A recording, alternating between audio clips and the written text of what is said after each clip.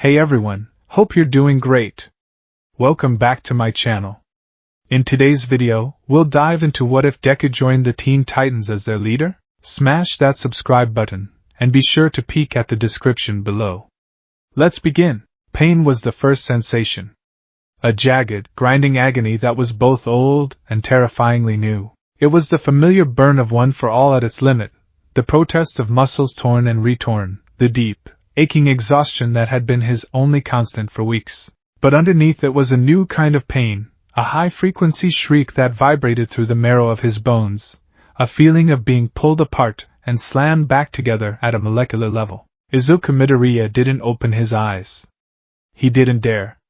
The last thing he remembered was a desperate, chaotic battle on the rain-slick docks of Kamino Ward. The roar of all for one, not in triumph, but in frustrated fury.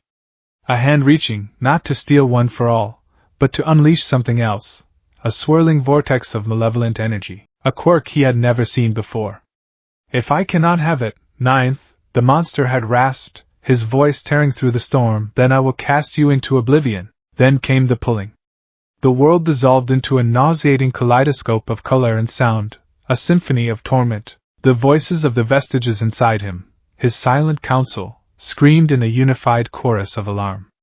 Nana Shimura's cry of warning, the second's guttural roar of defiance, Yoichi's faint, terrified whisper. They were his anchors, and for a moment, he felt them slipping away. He slammed into something hard. Asphalt, gravel, and the stench of salt water and exhaust. The shriek in his bones subsided, replaced by the throbbing orchestra of his own injuries. He was lying in an alley, rain or perhaps grimy puddle water soaking into his tattered hero costume. His cowl, a grim memento of Gran Torino, was askew, and the metal plates of his mask dug into his cheek. Get up. The voice in his head was his own, honed to a razor's edge by paranoia and survival. Get up now. He could be here. He could be watching. With a groan that was more animal than human, Izuku forced his limbs to obey. Black-whip tendrils, weak and flickering, snaked out from his back, gripping the damp brick walls to haul his body upright. He swayed, the world a dizzying smear of neon lights and unfamiliar architecture.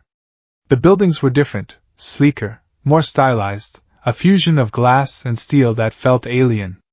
The air tasted wrong. The distant wail of a siren had a different pitch. Danger Sense, his constant, agonizing companion, was a low thrum at the base of his skull. It wasn't the piercing shriek that signaled AFO's presence, but a generalized hum of ambient threat. A city of 8 million people, each a potential danger, a potential victim. Where am I? Was the first coherent question to pierce through the fog of pain. This wasn't Kamino. It wasn't anywhere in Japan he recognized. The language on the signs was English, a subject he'd passed but never truly mastered. Jump Burger, read one glowing sign. Used Cars Honest Abe's, read another. Jump City. The name meant nothing to him. A wave of vertigo and despair washed over him, so potent it nearly buckled his knees. Had AFO's quirk worked? Was this oblivion? A different country? A different world? He had no time to ponder it. A roar of anger and the crash of metal on concrete echoed from a few streets over. It was followed by screams. Civilian screams. His exhaustion, his pain, his dimensional displacement, it all vanished, burned away by the white-hot core of instinct that All Might had forged within him. He was a hero. People were in danger, nothing else mattered. Pushing off the wall, Izuku launched himself into the air. He used float, a small burst of 45% power in his legs rocketing him to the rooftops. The city sprawled before him, a sea of light under a bruised purple sky. In the center of a wide intersection, a monstrous figure made of gray, cracked stone was tearing a bus apart. Cinderblock. The name appeared on a news ticker on a nearby skyscraper. A villain. Simple. Tangible. A grim sense of relief settled over him. This, at least, was familiar. This he could handle. He pulled his mask fully over his face, the metal plates snapping into place with a grim finality. His eyes, glowing with the emerald fire of One for All, scanned the scene. Police cars formed a useless perimeter. The villain was strong, durable, but slow and predictable. A brute. Izuku didn't announce himself. He didn't issue a challenge. The time for grand entrances was long past. He was a shadow, a weapon. He landed on a traffic light pole overlooking the chaos, a silent gargoyle of grime and green energy. He analyzed, his mind a frantic storm of muttering hidden by the mask. Low center of gravity, vulnerable joints at the shoulders and knees. Overcommits to every swing, leaving his back exposed for 1.2 seconds. I can end this fast. He had to. He couldn't afford a long fight. He couldn't afford to be seen. I'm telling you, it's not a sundae if there's no cherry on top. It's just ice cream in a sad bowl. Beast Boy gestured dramatically with a half-eaten slice of pizza, narrowly missing Cyborg's ear. It is a travesty of dessert justice. A cherry is just a sugary piece of fruit, B. Cyborg retorted, not looking up from the complex diagnostics he was running on his sonic cannon. The core components are the ice cream, the sauce, and the whipped cream. The cherry is a garnish. An accessory. An accessory? Starfire gasped, floating cross-legged a few feet above the sofa. The cherry is the final, joyous jewel in the crown of flavor. It is the punctuation of delight. Robin, leaning against the main console of the Titan's Tower operations room, allowed a small, tired smile to grace his lips. It was a rare moment of quiet normalcy. For weeks, things had been tense. His last encounter with Slade had left him raw and on edge, a feeling that had bled into his leadership. He'd been short-tempered, demanding, pushing the team harder than he should have. He knew it, and he hated it. This brief, ridiculous debate over cherries was the first time the air in the tower hadn't felt thick with unspoken friction. Only Raven remained aloof from the debate, seated in her usual shadowed corner, a thick, leather-bound book open in her lap.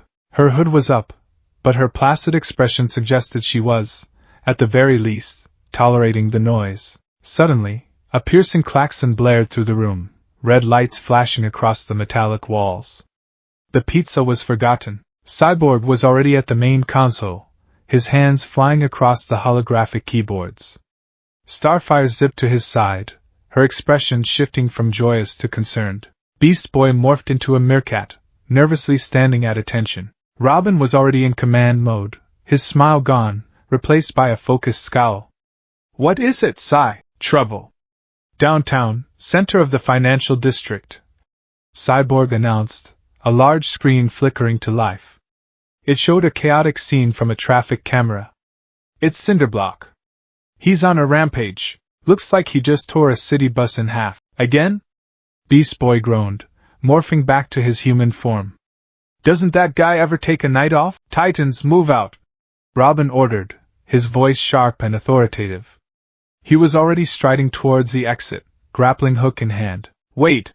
Cyborg said, his voice laced with confusion. He zoomed in the footage, rewinding it. Hold on a second. Look at this. The team gathered around the monitor. The footage was grainy, but it showed Cinderblock raising a chunk of concrete to smash a police car. Before the blow could land, something happened. A streak of green lightning, so fast it was almost a subliminal flicker, shot into the frame. What was that? Starfire asked, her green eyes wide. I don't know. Cyborg muttered, slowing the footage down frame by frame. It's a blur. On the screen, the blur resolved into a vaguely humanoid shape. It moved with an impossible, brutal grace. It struck Cinderblock's elbow with a precise, explosive impact, causing the villain to drop the concrete. Before Cinderblock could even turn, a series of black, whip-like tendrils erupted from the green figure, wrapping around the villain's legs and yanking, sending the stone giant crashing to the pavement with a ground-shaking thud. The Titans stared in stunned silence. Whoa! Was all Beast Boy could manage. The energy readings are off the charts, Cyborg said, his optical sensor glowing red as it analyzed the phenomenon. It's not magic, not tech I recognize. It's biological. And it's massive. The figure on the screen was a whirlwind of controlled violence. It was a dark, tattered green, cloaked and hooded, its face obscured by a menacing, metallic mask that seemed to grin like a skull. It flowed around Cinderblock's clumsy swings, using the villain's momentum against him. A burst of pressurized air, seemingly from a flick of its fingers, knocked Cinderblock off balance. Another burst from a kick shattered the asphalt beneath his feet. The fighting style was raw, overwhelming, yet strangely analytical.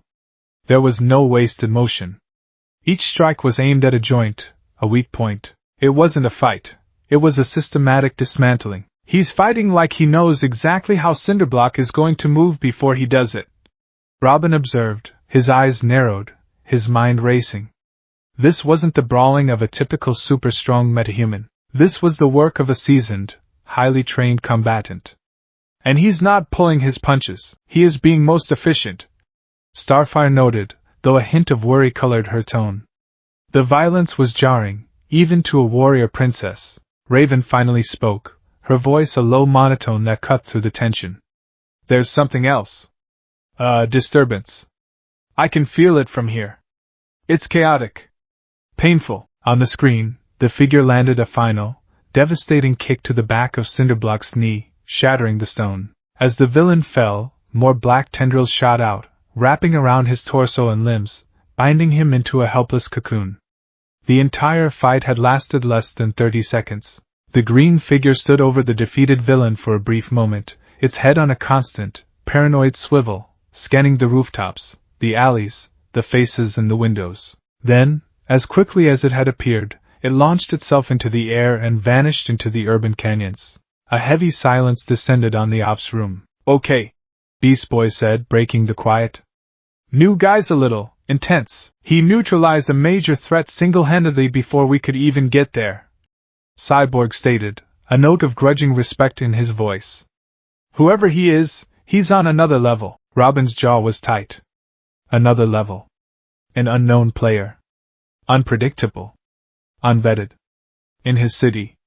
He's a reckless vigilante, he declared, his tone leaving no room for argument. He used excessive force and operated outside of any authority. We don't know who he is or what he wants. Find him. Now. Izuku landed hard in another alley several blocks away, a ragged cough tearing from his lungs.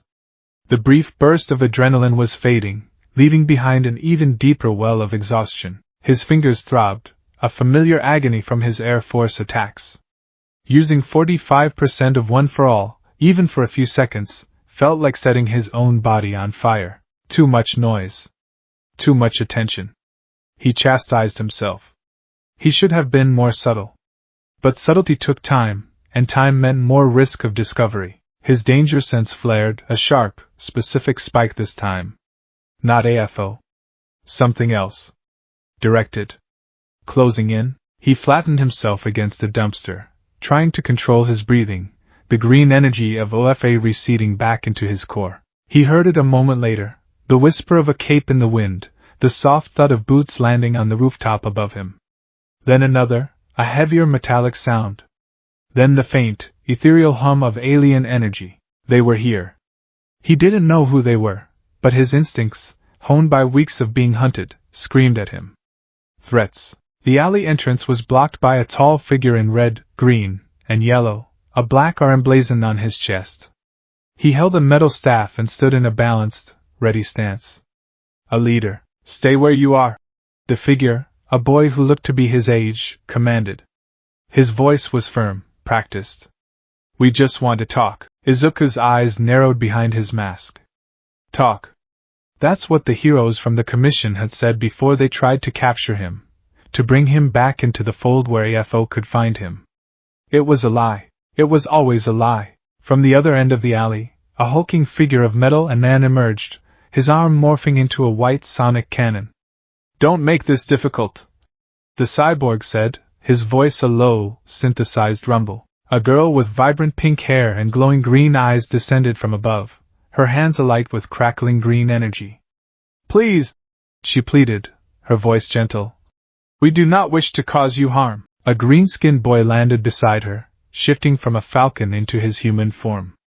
Yeah, dude, we just want to know who you are. Izuku's danger sense was a roaring siren in his skull. He was surrounded. 4 of them. Coordinated. A team. Like his friends. The thought was a fresh stab of pain. He remained silent, his body coiled like a spring. He let black whip tendrils creep into the shadows around him, unseen. His mind was racing, cataloging their appearances, their powers, their positions. Leader with the staff, acrobat, martial artist, strategist. Cyborg, brute strength, long-range sonics, likely heavy but durable. Flying girl, energy projection, high mobility. Shapeshifter, versatility, unpredictable. And then he felt it. A fifth presence. A cold, dark well of immense power, held in check. It was a feeling not unlike the abyss of AFO, but different. Sadder. More controlled. A girl in a dark blue cloak emerged from the shadows behind the leader, her face obscured by her hood. His silence was his answer. Robin took it as defiance. Last chance? Identify yourself. Izuku exploded into motion. He didn't attack. He fled. Using FA gene to store kinetic energy, he stomped his foot once, twice, and on the third, unleashed it in a burst of speed that left an afterimage. He shot past Robin, aiming for the open street. He's fast! Robin yelled, already recovering, firing a grappling hook that snagged onto a fire escape, swinging to intercept. He threw 3 birderangs. Izuku didn't even look back. A single, thin strand of black whip shot out, swatting the projectiles out of the air with contemptuous ease. He was a blur of motion, but Robin was skilled, anticipating his trajectory, and cutting him off. The leader lashed out with his staff. Izuku ducked under the swing, the wind of it rustling his tattered cape. He brought his leg up in a sweeping kick, not aimed at Robin, but at the ground beside him. The 45% powered kick didn't connect with flesh, but the force of it sent a shockwave of air and debris that forced Robin to leap back, his eyes wide with shock behind his domino mask. Beast Boy, now! Robin commanded. A green T-Rex thundered down the alley. Izuku didn't even seem surprised. He leaped, using the alley walls as a springboard, ricocheting upwards. As the T-Rex snapped its massive jaws where he'd been, a thick black whip tendril shot down, wrapping around the dinosaur's leg and yanking. The mighty Rex stumbled, its balance thrown completely, crashing into a pile of trash cans with a comical, undignified roar of frustration. My starbolts you will not so easily dodge! Starfire cried from above, unleashing a volley of brilliant green energy blasts. She was right. He couldn't dodge them all. So he didn't. He twisted in midair, facing the onslaught. Cupping his hands, he focused a tiny, precise amount of one for all into his middle finger and thumb. Delaware smash, Air Force. A cannonball of compressed air shot from his hand, colliding with the star bolts. The resulting explosion was dazzling, a shower of emerald sparks that lit up the entire block. The force of it knocked Starfire back, her flight wavering for a moment. But the attack cost him. A searing pain shot up Izuku's arm. He landed heavily on a rooftop, clutching his throbbing fingers. This is taking too long. Wasting too much energy. Everyone, coordinated attack! Robin yelled, swinging up to the same rooftop. Cyborg, hit him with the cannon! From the street below, Cyborg took aim.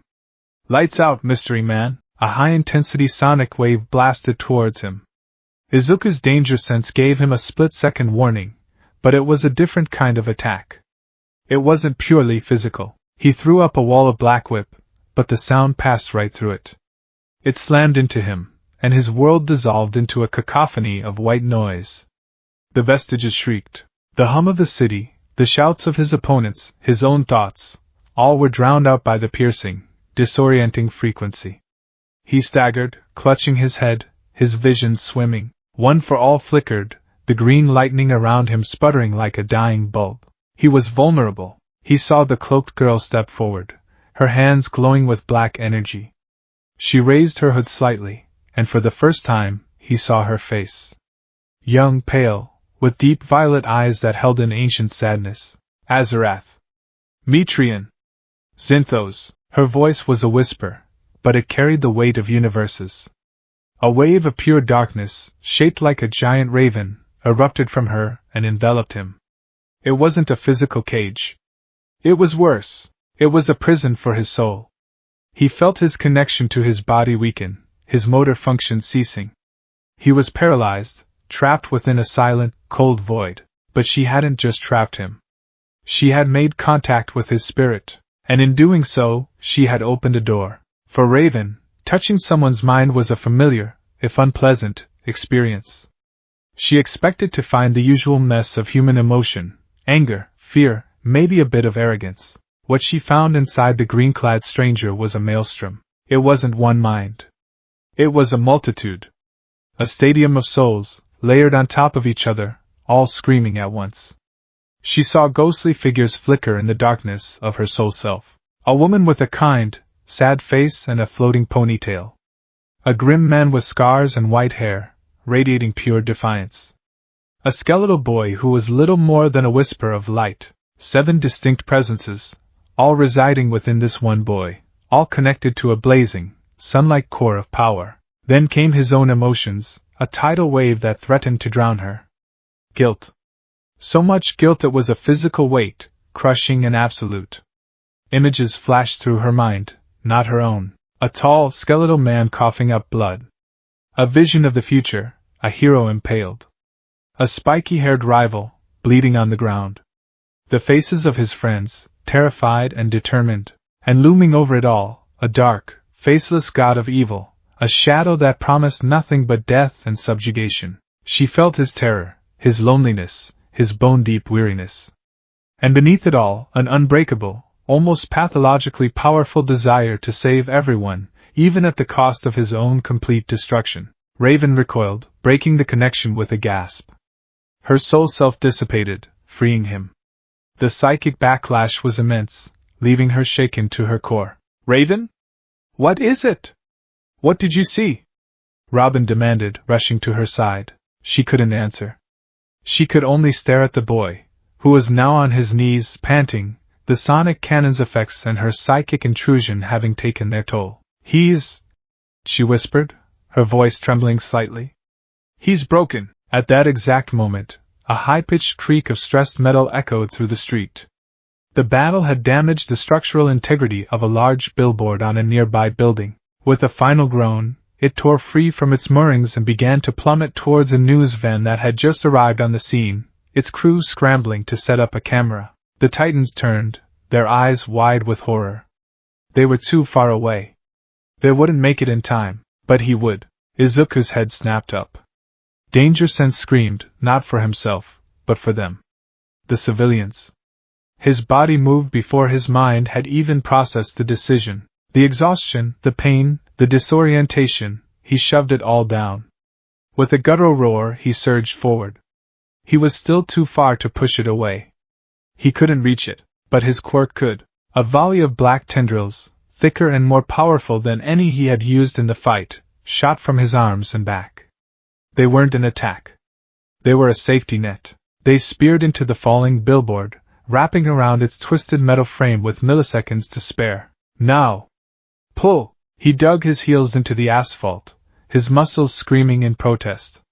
The green energy of One for All flared brilliantly around him, illuminating the entire street. With a final, desperate heave, he yanked the massive sign away from the news van, redirecting its trajectory to crash harmlessly into the empty street behind it. The civilians were safe. The last of his strength gave out. The brilliant green light died. The black whip tendrils dissolved into nothing. Izuku Midoriya pitched forward, his body finally succumbing to the impossible strain. His masked head hit the pavement with a dull thud, and he knew no more. Silence fell, broken only by the distant sirens and the soft patter of rain. The Titans stared, frozen. They had come to subdue a monster, a reckless vigilante, but the last act they witnessed was one of pure, instinctual, self-sacrificial heroism. Robin was the first to move, cautiously approaching the fallen figure. He knelt, his medical training taking over. He reached out and carefully unlatched the menacing metal mask. It fell away, revealing not a monster, but a boy. A teenager, no older than himself. His face was round, youthful, freckled, and utterly exhausted. It was a canvas of old and new scars, a fresh cut bleeding on his forehead. His green hair was matted with sweat and grime.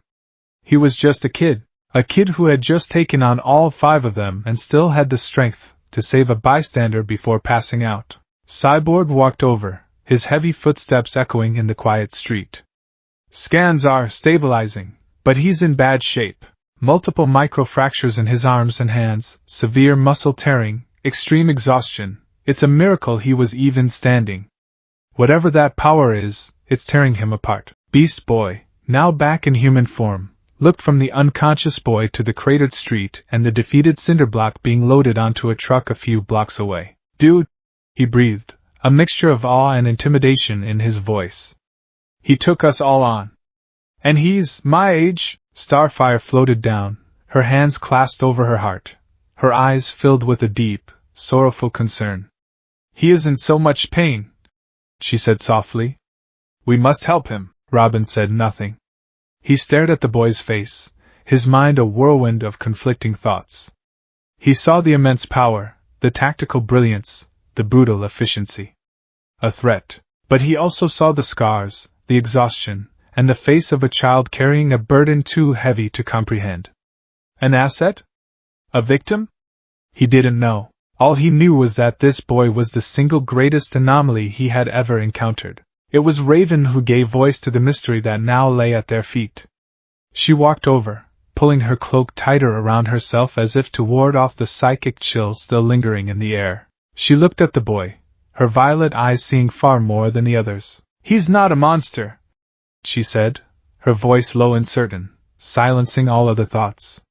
The team turned to look at her, waiting. He's a ghost, she continued, the word hanging in the damp air. Haunted by more than we can imagine. And as the rain began to fall a little harder, the 5 Teen Titans stood over the unconscious stranger in their city, a boy who was both a terrifying weapon and a profound mystery, unaware that their world, and their team, was about to change forever. They had a ghost in their tower, and with him, he had brought the shadows of a war from another world. Consciousness returned not as a gentle dawn, but as a faulty switch flicking on and off. Blackness, then the low hum of advanced electronics. Blackness, then the sterile scent of antiseptic. Blackness, then the dull, throbbing ache that was the signature tune of his entire existence. Izuku Midoriya's eyes fluttered open, greeted by a smooth, white ceiling. He was lying on something soft. A bed. The first he'd been in for what felt like an eternity. But the comfort was a lie. His danger sense, though muted by exhaustion, was a persistent itch at the base of his skull, a low-grade alarm warning him that he was not among friends. He tried to sit up, but his arms were held fast. His eyes darted downwards. Not chains, not rope. Polished metallic cuffs, glowing with a soft blue light, encircled his wrists and ankles, securing him to the sturdy frame of the medical bed. They were high-tech, clearly designed to suppress powered individuals. He tested them, a minuscule flare of 1 for all, less than 1%, coursing to his fingertips. The cuffs flashed a brighter blue and tightened their grip, sending a mild, numbing energy pulse through his limbs. Effective. He took a slow, deliberate breath, quelling the spike of panic. Assess. Analyze. Plan. The mantra of a hunted hero. The room was circular, clean, and clinical. A heart monitor beeped in a steady, reassuring rhythm beside him, its readings displayed on a floating holographic screen. His tattered hero costume had been removed. He was dressed in a simple gray tunic and pants, the material soft and unfamiliar. His mask, his precious, snarling mask, was nowhere in sight. He felt naked, exposed. The door slid open with a near-silent hiss. The leader entered first, the one with the R on his chest. His movements were precise, confident. He wasn't wearing his cape now, and his domino mask seemed to absorb the light in the room. He was followed by the giant of metal and flesh, the empathetic flying girl, the green shapeshifter, and finally, the girl cloaked in shadow. They fanned out, forming a semicircle around his bed, a silent, intimidating jury. The leader, Robin, stepped forward. His expression was unreadable, a mask of grim professionalism. You're awake. Good. Now you're going to answer some questions. Who are you? Izuku's gaze flicked from face to face. He saw suspicion in Robin's eyes, intense curiosity in the cyborg's glowing red optic, anxiety in the green boy's posture, and a deep, soul-shaking empathy in the pink-haired girl's gaze that made him want to look away. The cloaked girl, Raven, remained in the back, her presence a pool of calm, deep water that belied the immense power he knew she held. He had felt it. He said nothing. He had learned the hard way that words were weapons, and any he gave could be used against him, against the people he was trying to protect by staying away. Robin's jaw tightened. The silence clearly irritated him. Who do you work for? Cinderblock is small time. You're not. You don't have the profile of a random vigilante. Are you working for Slade? The name meant nothing to Izuku, but the accusatory tone was all too familiar. He remained silent, his eyes flat and guarded. He was conserving his energy, watching, listening. Look, we're trying to help you. The cyborg, interjected, his voice a low rumble. My scans show you're a medical disaster waiting to happen. Your bone density is shot, you've got hairline fractures all over your arms, and your energy output is dangerously unstable. Talking to us is the smart play here. Beast Boy, the green one, shifted his weight nervously. Yeah, dude, for real. We saw you save those news people. You're one of the good guys, right? So, what's with the silent treatment? Izuku's eyes briefly met Beast Boy's, and for a second, he saw the earnest face of Kirishima, the unwavering belief in the good of others. It was a stab of painful nostalgia. He looked away, his gaze returning to the blank ceiling. Robin took a step closer, his voice dropping to a low, threatening growl. I'm not asking again.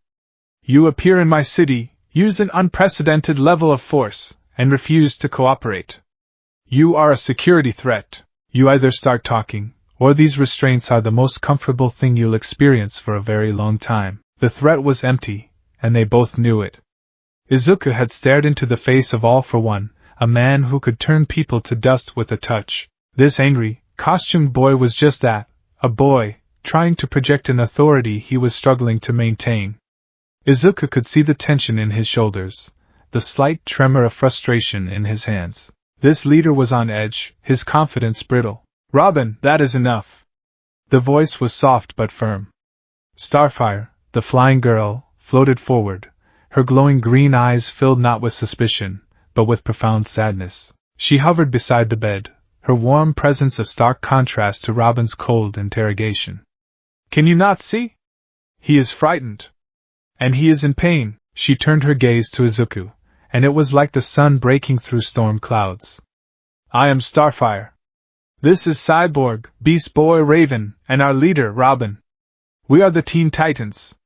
We protect this city. You saved those people from the falling sign. That was an act of great honor. We do not wish to be your enemy. Her sincerity was a physical force. It bypassed the walls he had so carefully constructed around his heart. He had been running on paranoia and adrenaline for so long. This simple, genuine kindness was disarming. Why are you so sad? She asked, her voice a gentle whisper. Your mind, even from a distance, it feels like a sky with no stars. That broke him. Not the threats, not the questions, but the simple, aching poetry of her empathy. A choked, rag sound escaped his lips, a sound halfway between a sob and a laugh. A sky with no stars. It was so painfully accurate. His eyes, green and haunted, finally focused on her. I have to get back, he rasped, his voice raw from disuse and the strain of his last fight. He'll find me. If he knows I'm here, he'll come here. He'll destroy everything. Just to get to me. The confession hung in the air thick with dread. The Titans exchanged uneasy glances. He? Robin pressed, his tone softening slightly, sensing a breakthrough. Who is he? Izuku shook his head, the movement weary. A monster. A symbol of evil. He takes things. He took my master's power. He wants mine. He looked at his own hands still cuffed, and saw the ghosts of the power they held. I can't let him have it. I can't. A heavy silence settled over the room. They didn't understand the specifics, but the universal terror of a relentless, world-ending threat was something they all recognized. What is your name? Starfire asked gently. Izuku hesitated. Izuku Midoriya was a boy who had friends, a mother, a school. He was a target. He had left that name behind in the dust and the rain. He was a symbol now, a decoy. He was what everyone needed him to be. Deku, he said, the name tasting like ash and iron on his tongue. Just call me Deku. Later, While Deku drifted in and out of an exhausted, dreamless sleep, the Titans convened in the main ops room. The mood was a mixture of confusion, awe, and deep-seated unease. So his name is Deku, he's from another dimension or something, and he's being hunted by Lord Voldemort. Beast Boy summarized, attempting to inject some levity into the tense atmosphere. It fell flat. The energy readings from his body are unlike anything I've ever encountered, Cyborg said, pacing in front of the main monitor, which displayed a complex, fluctuating energy signature in vibrant green. I've analyzed magic with Raven, alien tech with Starfire, and everything in between. This is different.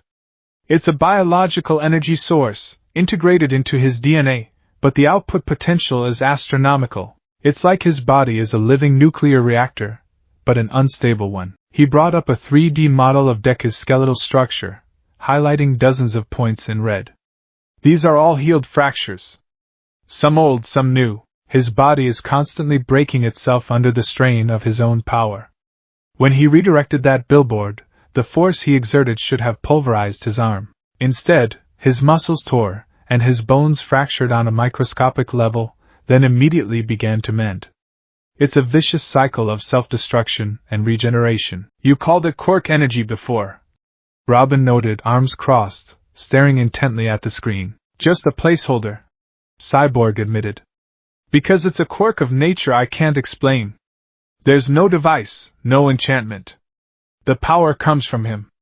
What did he tell you, Star? Starfire floated down to the couch, her expression troubled. He spoke of a power that is passed on, and that it grows stronger with each new host. He believes he is a vessel, and that his body is not yet strong enough to contain the storm within him. She shuddered slightly. He carries a burden that would crush a sun. Robin's mind was racing. A legacy power. A relentless villain. A self-destructive fighting style. It was a cocktail for disaster. He looked over at Raven, who had been uncharacteristically silent since the alley. Raven? You were inside his head. What did you see? Raven's hood was down, her pale face etched with a disturbance she rarely showed. It wasn't a mind, she said softly, her voice barely a whisper. It was a chorus. There are others inside him. Echoes, ghosts of the people who held the power before him. They are a part of him. And he feels all of their pain, all of their will, all at once. She looked at Robin, her violet eyes holding a grave warning. His guilt is an ocean. His fear is for others, never for himself. Your approach, Robin, threatening him, it was like threatening a tidal wave with a bucket. He has faced far worse than you. Robin flinched, the criticism landing like a physical blow. She was right. He knew she was right. His recent failures had made him impatient, controlling. A disastrous encounter with Slade 2 weeks prior had ended with the team outmaneuvered and Robin himself publicly humiliated. Slade had gotten into his head, preying on his insecurities, his desperate need to prove himself as a leader outside of Batman's shadow. Ever since, he'd been trying to overcompensate, running the team with an iron fist, creating a friction that was palpable. Deku's sudden appearance, with his overwhelming power and effortless competence, had felt like a direct challenge to his fragile authority. Before he could respond, the alarms blared to life once more. Oh, come on! Beast Boy groaned. Can't a supervillain take a coffee break? It's Plasmus, Cyborg announced, his professional focus snapping back into place. Attacking the Jump City petrochemical plant. The entire east side of the city is a hazardous materials zone, Robin said, his mind immediately shifting to tactics. If he ruptures the main cyclohexane tanks, the explosion could level 30 city blocks. Titans, listen up. He began to lay out a plan, his voice crisp and commanding. We go in hard and fast. Cyborg, you'll lay down suppressive fire with your sonic cannon to disorient him. Starfire, you'll draw his attention with a frontal assault. Beast Boy, I need you to run interference as something big, keep him contained in the central yard. I'll get in close and plant a cryodisruptor on his core regulator. Raven, you provide support and protect us from any splash damage. It's a standard containment and neutralization protocol. Move out. The team began to head for the exit, but there was a hesitation in their steps. It was a solid plan, the kind of textbook strategy they had practiced 100 times. But it was also rigid, inflexible. It was the same kind of plan that had failed them against Slade. Robin? Cyborg said hesitantly. A full sonic assault in a petrochemical plant? Are you sure that's wise? The vibrational stress alone could compromise the tanks. We have to neutralize him quickly, Robin snapped, his patience already worn thin. It's the most efficient way. No, it's not. The voice was quiet but clear, coming from the medbay's intercom, which Cyborg had left active. They all turned to look at the monitor, which showed Deku, now sitting up on the edge of the bed, his head cocked to the side. He was staring at the tactical map of the plant displayed on another screen, his eyes narrowed in concentration. A low, incredibly fast stream of muttering was just barely audible. Structural integrity of the catwalks is compromised after the last earthquake. Plasma's semi-amorphous state means concussive force is less effective than thermal or chemical agents. Main coolant lines run directly beneath the central yard. A rupture would be catastrophic, but if controlled, the shapeshifter is being used as a simple bruiser when his utility is his main asset. The energy projector is a target, not a shield. It's inefficient, high risk, low reward. He looked up, realizing he was being listened to. He met Robin's glare through the camera. Your plan is flawed, Deku said simply. You're treating the environment as an obstacle. It should be your primary weapon. Robin's face hardened into a mask of fury and indignation. And what would you suggest, consultant? He asked, his voice dripping with sarcasm. Deku didn't flinch. He pointed a bandaged finger at the screen. Don't attack Plasmus. Attack his environment. The shapeshifter, Beast Boy, he shouldn't be a T-Rex. He should be something small. A rat. He can get inside the plant's control systems and sabotage the pressure regulators, forcing Plasmus to remain in a semi-solid state. It makes him sluggish. Beast Boy's eyes widened. Whoa, the flyer, Starfire, she shouldn't lead a frontal assault. She's a beacon. She should be a scalpel. Use her energy bolts not on Plasmus, but on the sprinkler system's main valve. Dousing the area in fire-suppressant foam will react with Plasmus's chemical makeup, making him even more viscous and easier to contain. Starfire looked at her hands, then back at the screen, intrigued. Cyborg, Deku continued, his voice gaining confidence. Your sonic cannon is too risky. But your power source, can you create a localized electromagnetic pulse? The control node on Plasmus is electronic. A targeted EMP would disable it without risking a plant-wide explosion. Cyborg's single eyebrow raised. Theoretically, yeah, I could. It'd drain me, but it's possible. That leaves you, Deku said, his gaze locking on Robin. While he's sluggish, bogged down by the foam, and his control node is offline, you go in. Not with an explosive, but with a simple cryo-agent. Freeze the node. The fight is over in under 2 minutes with zero risk of a chain reaction and minimal collateral damage. You use your team's unique abilities and synergy, not as individual hammers. A stunned silence filled the ops room. Deku's plan was not just a plan. It was a symphony of tactical brilliance. It was elegant, precise, and demonstrated a deeper understanding of their powers than even they sometimes possessed, all gleaned from a few minutes of observation. Robin stood there, his fists clenched at his sides. Every instinct screamed at him to reject it, to reassert his authority. It was his team, his city, his responsibility. But he couldn't. The logic was undeniable. Deku's plan was simply better. He could see the looks on his teammates' faces. They knew it too. He took a deep breath, the air tasting like ash.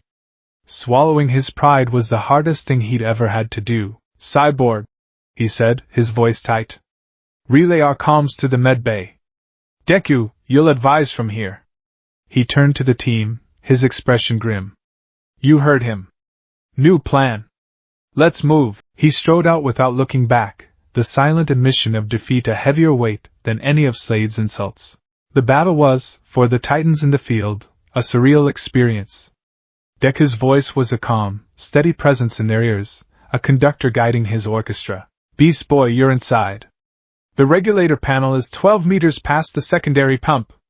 Look for the red conduit. Starfire, hold your position. Wait for Beast Boy's signal. Your target is the large yellow valve on the ceiling truss.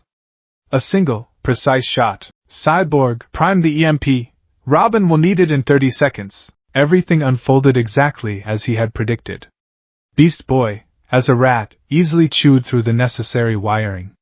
The plant's pressure systems hissed and groaned. Plasmus, a roaring mass of purple sludge, suddenly seemed to seize up, his form becoming thicker, less mobile. Now Starfire! A brilliant green starbolt lanced through the air, striking the valve with perfect accuracy. A torrent of thick, white foam rained down, blanketing the area and turning Plasmus into a sputtering, sticky mountain of goo. Cyborg, now! Hit him! Cyborg unleashed the EMP. A silent, invisible wave of energy expanded from his chest. The small, blinking light on Plasmus's body flickered and died. The sludge monster gurgled and began to lose all cohesion. Robin, your window is closing. Go! Robin, who had been perched in the rafters, swung down, a small cryo pellet in his hand. He landed lightly on the gunk-covered ground, slid towards the now inert monster, and slapped the pellet onto the dead control node. A wave of frost spread instantly, encasing it in solid ice. It was over. The entire confrontation had taken 1 minute and 47 seconds. The plant was secure. There were no explosions. No injuries. It was flawless. Back in the tower, the team returned not with the usual post-battle exhaustion, but with a sense of exhilaration. Dude! That was amazing! Beast Boy exclaimed, morphing from a rat back into his human form. He knew exactly what to do. His strategy was most logical. Starfire agreed, a brilliant smile on her face. It allowed each of us to contribute in the most effective manner. Cyborg nodded, looking at the medbay monitor with a newfound respect. The kid's a genius. A strategic supercomputer. Robin stood apart from the celebration, watching the screen where Deku now sat quietly, his head bowed as if the effort of talking had drained him completely. He felt a complex, bitter cocktail of emotions, relief that the mission was a success, awe at Deku's intellect, and a deep, gnawing sense of his own inadequacy. This stranger, this broken, haunted child from another world, had just demonstrated a level of leadership that Robin had been striving for his entire life. He knew what he had to do. It was a tactical decision. A painful one, but a necessary one. The safety of the city and his team had to come before his own pride. He walked over to the intercom, the eyes of his team on him. Deku, the boy on the screen looked up, his green eyes weary but alert. You're a threat. You're an unknown. I don't trust you, Robin said, his words blunt and honest. But I can't deny what you can do. The Titans need to be at their best to protect this city, and today you made us better. He took a breath. I'm not letting you go. But I'm not keeping you in a cell either. He paused, forcing the words out. I'm offering you a temporary position on this team. Not as a member. Not as a hero, as a strategic consultant. You'll have a room, access to our resources to help you find a way home. In return, you help us. You advise. You help us win. The offer hung in the silent room. It was a compromise born of desperation and pragmatism. A way to utilize an incredible asset while keeping him at arm's length. On the screen, Izuku Midoriya, Deku, looked down at his cuffed hands, then back up at the camera. He didn't look at Robin. He looked past him, at the other faces reflected in the monitor. He saw curiosity, hope, and gratitude. For the first time in a long time, he was being seen not as a liability or a target, but as an asset. As someone who could help. A small, almost imperceptible nod was his only answer. Robin turned to Cyborg. Release him. The blue glow around Deku's cuffs faded, and with a soft click, they fell away. The quirk was out of the room, but the boy who wielded it was now inside their walls, and Robin had a sinking feeling that he had just invited a hurricane to tea. In the shadowed heart of a subterranean labyrinth, far beneath the neon-drenched streets of Jump City, a single figure sat before a bank of monitors. The screens flickered with data streams, energy schematics, and grainy footage of the city's newest, most explosive phenomenon. The figure was motionless, a study in obsidian and steel, the bifurcated orange and black of his mask a stark symbol of menace in the cold, blue light of the technology. Slade was a patient man. Patience was a weapon, more potent than any explosive or blade. He had observed the anomalous energy spike that had heralded the boy's arrival, a dimensional shearing that had briefly made every sensor in his network scream. He had watched the initial, brutal encounter with Cinderblock, a display of raw, undisciplined power. He had orchestrated the plasma's attack, a simple test to gauge not the boy's strength, but his intellect and the Titan's response to him. The results were fascinating. The boy, this Deku, was not merely a bruiser. The strategy he had employed against plasmas was a masterpiece of tactical elegance. He saw the battlefield not as a flat plane, but as a multi-layered puzzle box, and he saw the Titans not as individual pieces, but as interlocking keys. It was a level of strategic acumen that rivaled, and perhaps even surpassed, his own, but it was the power that truly intrigued him. Cyborg's frantic scans, easily intercepted and decrypted, spoke of a biological energy source of near-limitless potential, an energy that shattered and rebuilt its user's body with every use. It was volatile, dangerous, and utterly magnificent. It was a power that could reshape the world. A power fit for an apprentice. Or a king. Slade's gloved finger traced a line on one of the screens, following the path of a simulated energy arc. Robin was a disappointment. The boy had potential, drive, skill, a darkness he tried so hard to suppress, but he was shackled by a Boy Scout's morality. He was a tool that resisted its own purpose. This new piece on the board, however, he was different. He fought with a desperation that bordered on self-destruction. He carried a weariness that spoke of a war Slade could only begin to imagine. He was powerful, intelligent, and best of all, he was broken. A broken tool was a malleable one, but first he needed to test him further. He needed to see how this new strategic consultant performed under real pressure. He needed to dismantle the illusion of control that Robin was so desperately clinging to. His fingers danced across a keyboard, bringing up a new set of communication channels. 3 faces appeared on the screen, looking back at him with a mixture of fear and greed. Gizmo, the diminutive tech prodigy. Jinx, the pink-haired harbinger of bad luck. Mammoth, the mountain of muscle and stupidity. The HIV trio. Pathetic, amateurish children. But today, they would be his pawns. I have a new assignment for you. Slade's voice echoed, a synthesized, chilling baritone. And new toys to ensure your success. Your targets are the Teen Titans. But your primary objective is their leader. Life in Titan's Tower was a strange and jarring new reality for Izuku. He was given a room, a sterile, circular space identical to the others, with a window that offered a breathtaking, panoramic view of the bay. It was clean, quiet, and safe. And he hated it. He was used to the grime of the streets, the constant thrum of danger sense, the exhaustion of sleeping in 30-minute intervals in abandoned warehouses. This piece felt wrong. It felt like a trap. He spent most of his time in the training room or the main ops center, a silent shadow observing the team.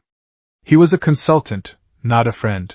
He kept his distance, offering tactical advice when asked, running combat simulations on the tower's computer, and meticulously studying every file they had on Jump City's known villains. He was building a database in his mind, just as he had for his hero notebooks back home.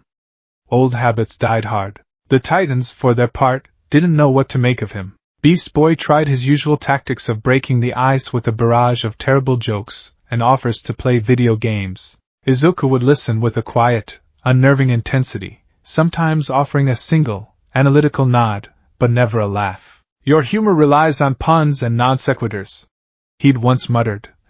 A common coping mechanism for deflecting social anxiety. Beast Boy had just stared at him, dumbfounded. Cyborg found a strange kinship with him. They would spend hours in the garage, Izuku watching with rapt attention as Cyborg fine-tuned his systems. Deku's knowledge of support items and power limiter technology from his own world was surprisingly relevant. He'd make suggestions. Have you considered a cryocoolant system for your primary power core? It could increase energy efficiency by 12% during sustained output. That left Cyborg both impressed and slightly unnerved. Starfire continued her campaign of relentless kindness.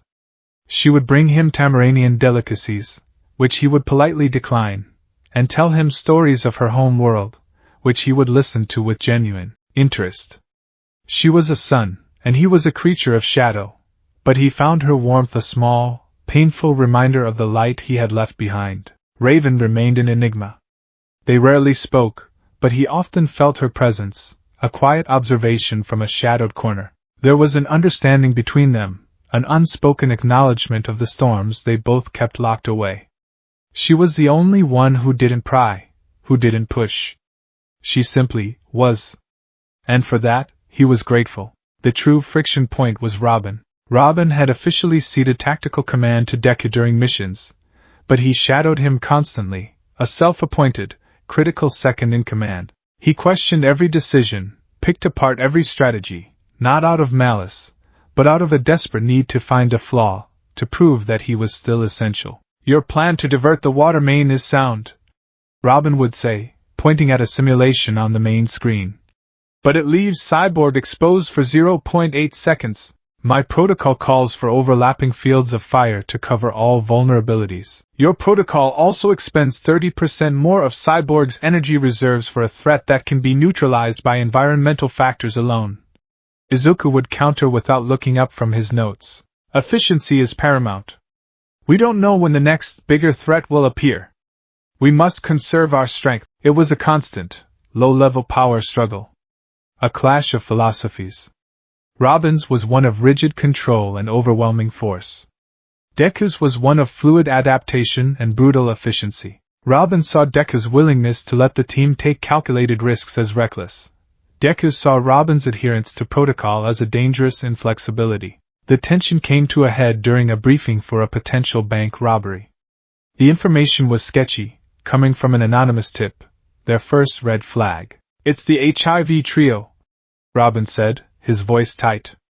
He had a personal history with them, another tally in his list of frustrating encounters. "Gizmo, Jinx, Mammoth. They're predictable. We hit them hard, we hit them fast." "No," Deku said, his eyes narrowed on the schematics of the bank. "The tip is anonymous. The target is a Federal Reserve, one of the most heavily fortified buildings in the city. It's too bold for them. They're usually smash-and-grab thieves, not high-level strategists. This feels wrong. It feels like bait." Danger sense was a low hum in his skull, a gentle warning of deception. Robin slammed his hand down on the console. "It's the HIV, Deku! I know them. I know how to beat them. We can't sit here and second-guess every single alert. We're the Teen Titans, we don't run from a fight." His outburst was fueled by more than just tactical disagreement. It was about Slade. The last time he had faced the HIV, Slade had been pulling the strings, and Robin had walked right into it. Now, he felt a burning need to redeem that failure, to prove he could beat them on his own terms. His obsession with Slade was a festering wound, and this felt like a chance to apply a bandage. "This isn't about running," Deku replied, his voice calm but firm. "This is about not walking into an obvious trap. The risk is too high. I'm the leader of this team." Robin shot back, his voice rising. The other Titans exchanged worried looks. The unspoken hierarchy had just been challenged. "You were the leader," Deku corrected him, his voice still quiet, but the words were a stunning blow. "You stepped down from field command. My role is to assess threats and formulate a response. My assessment is that this is a trap, orchestrated by someone far more intelligent than the HIV. We should observe, gather intel, and engage only when we have the advantage." Robin stared at him, his face a mask of disbelief and fury.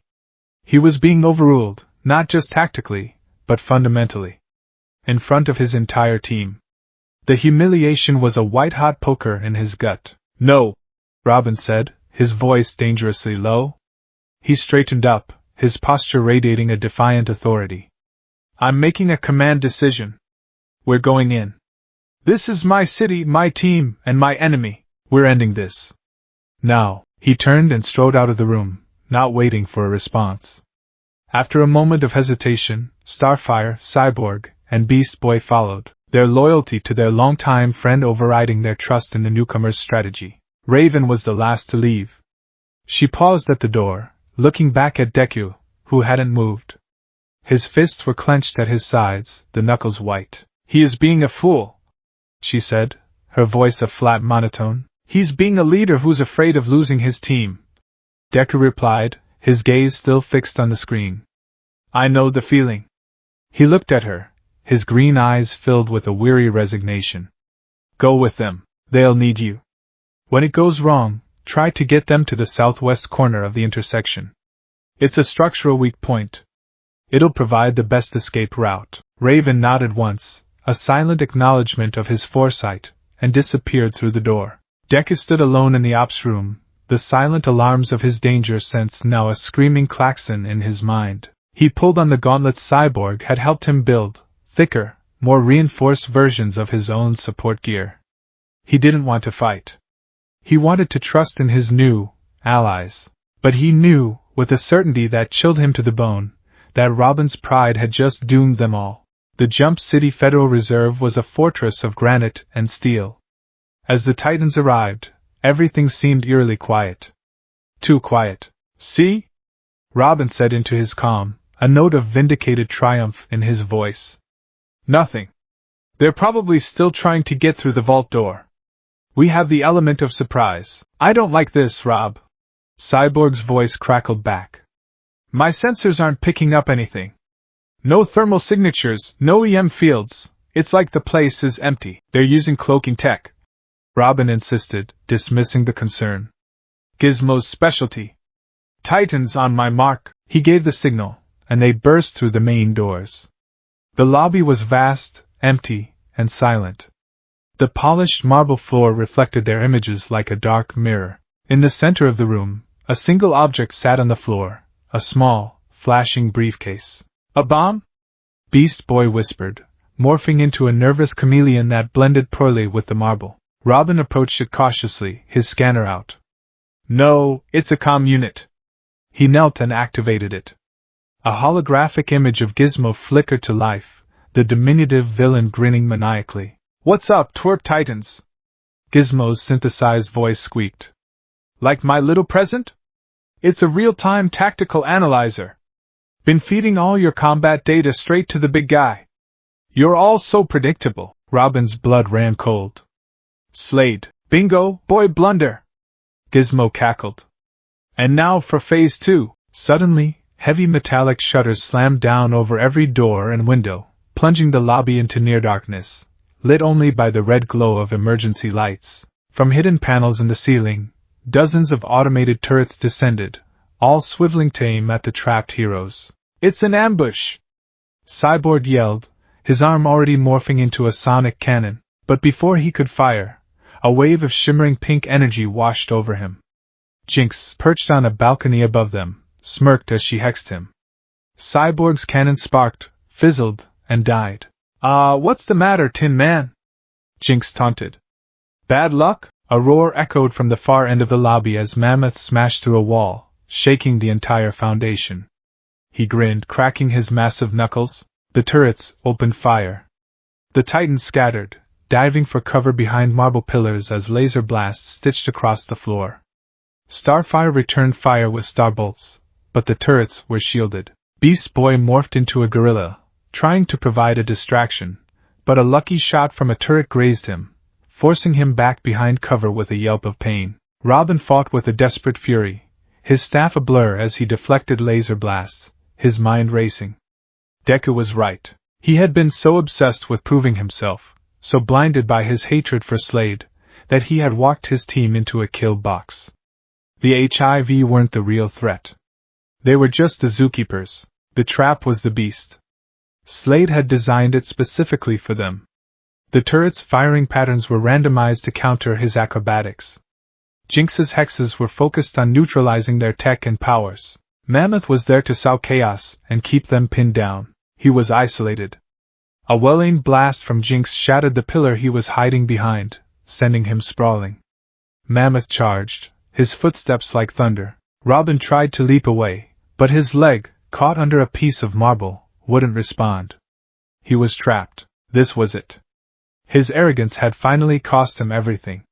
He closed his eyes, bracing for the impact. It never came. A sound like a thunderclap echoed through the lobby, a sonic boom that shattered every remaining piece of glass in the room. A streak of green lightning, more brilliant and intense than anything they had seen before, slammed into Mammoth's side. It was like watching a freight train collide with a mountain. The mountain lost. Mammoth was lifted off his feet and sent flying across the lobby, crashing through the far wall with a roar of agony and surprise, disappearing into a cloud of dust and debris. Standing where Mammoth had been was Deku. He was no longer the quiet consultant from the tower. This was the ghost of Jump City they had first met in the alley. His grim mask was in place, his tattered cape swirling around him, and the green energy of One for All crackled across his body like a contained storm. His eyes, glowing with furious power, scanned the battlefield in a fraction of a second, taking in every detail. "Deku!" Starfire cried out in relief. He didn't respond. He was in command mode. His voice, slightly distorted by his mask's vocoder, cut through the chaos. "Cyborg! Your cannon is down, but your physical strength is not. Provide cover for Beast Boy. Starfire! Stop targeting the turrets. Target their power conduits along the ceiling. Raven! Containment! Now!" The orders were instantaneous, precise, and perfect. The team, shaken but alive, didn't hesitate. They had seen Robin's plan fail. Now they would follow the one that had been right all along. Cyborg, roaring with effort, ripped a massive marble counter from the floor and used it as a shield, advancing on the turrets. Beast Boy, now a rhino, charged under his cover. Starfire's eyes glowed, and her aim shifted, her star bolts now lancing into the ceiling, striking the thick power cables feeding the automated guns. Sparks rained down as turrets began to flicker and die. Raven's voice intoned her mantra. "Azarath. Metrian. Zinthos." A wave of black energy surged forward, not to attack Jinx directly, but to form a swirling vortex around her, catching her hex bolts and dissipating them harmlessly. Deku, meanwhile, moved like a phantom. He saw Jinx preparing another hex, aimed at Starfire. He pushed off the floor, the tiles cracking under the force, and appeared in front of Jinx in a blink. She gasped, her pink eyes wide with terror. He didn't strike her. He simply grabbed her arm, his grip like iron. "It's over," he said, his voice a low growl. From the observation room, Slade watched on his monitor, a rare flicker of surprise registering behind his mask. The boy had intervened. He was faster, stronger, and more decisive than he had anticipated. He had turned a perfectly executed trap on its head in less than a minute. But the objective was not to capture the Titans. It was to isolate their leader. And in that, the plan had succeeded beyond his wildest dreams. Robin, his leg now free, could only watch, humbled and horrified. He saw Deku commanding his team with an ease and authority he had never been able to master. He saw the trust in their eyes as they followed his orders without question. He saw a true leader in action, and the sight was a stake through his heart. He had failed.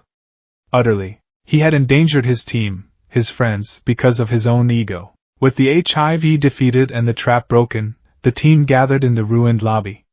The silence was heavy, filled with the unspoken reality of what had just happened. Deku stood over the now cuffed Jinx and Gizmo, his own energy field receding, leaving him panting slightly from the exertion. He turned to Robin, his masked face unreadable. Robin couldn't meet his gaze. He looked at the floor, at the debris, at his own trembling hands. "You were right," he said, his voice barely a whisper, thick with shame. "I was a fool. I put everyone in danger." Deku walked over to him. He didn't offer words of comfort or rebuke. He simply placed a hand on Robin's shoulder.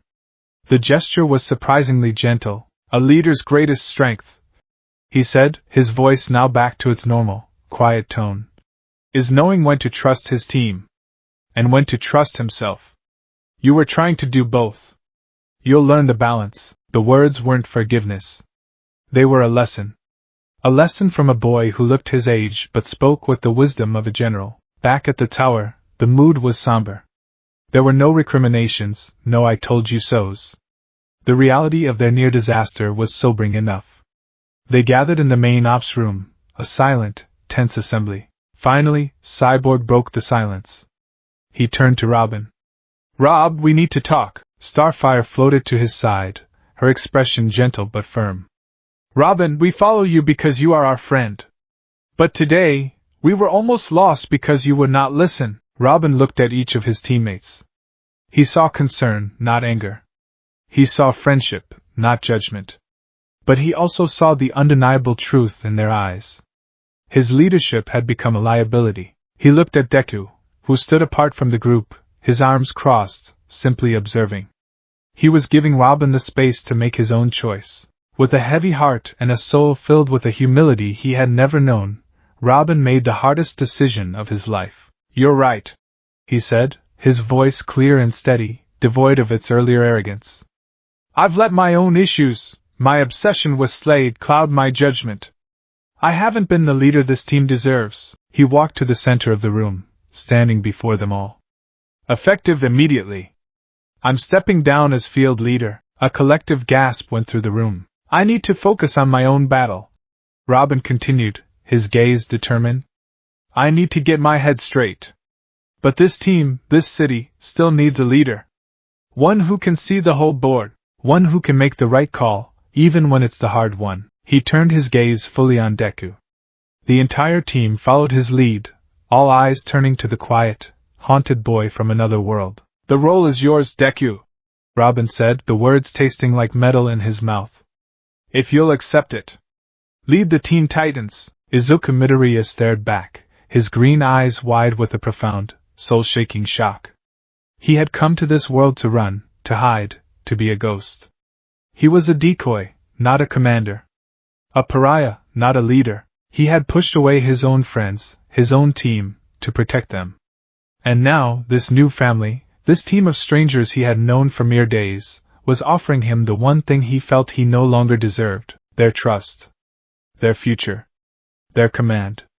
He opened his mouth to refuse, to tell them they were wrong, that he was too dangerous, too broken. But looking at their hopeful, trusting faces, the words caught in his throat. The silence that followed Robin's declaration was heavier than any physical weight. It was a silence filled with the gravity of a tectonic shift, the moment a crown is abdicated and offered to another. 5 pairs of eyes were fixed on Izuku Midoriya, their expressions a cocktail of hope, apprehension, and unwavering expectation. Izuku felt like he was drowning. The air in the ops room was thick, each molecule pressing down on him, forcing the air from his lungs. Leader. They wanted him to be their leader. The word was alien, a bitter irony. He was the boy who ran, the ghost who haunted the fringes, the designated target who had willingly cut ties with everyone he loved to keep them safe. Leadership was a bond, a responsibility that tethered you to others. He had spent weeks severing every tether he had. No, he said, the word coming out as a choked, quiet rasp. It was the only honest answer he had. I can't. Robin's expression tightened, a flicker of his old frustration returning. Why not? You just proved out there that you're more qualified than I am. That was analysis. Threat assessment, Izuku stammered, shaking his head, taking a half-step back as if to physically distance himself from the offered title. That's not leadership. Leadership is trust. It's inspiration. It's a promise. I can't promise you anything. I don't even belong here.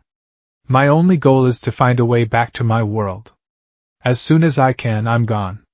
He couldn't let them get attached. He couldn't let himself get attached.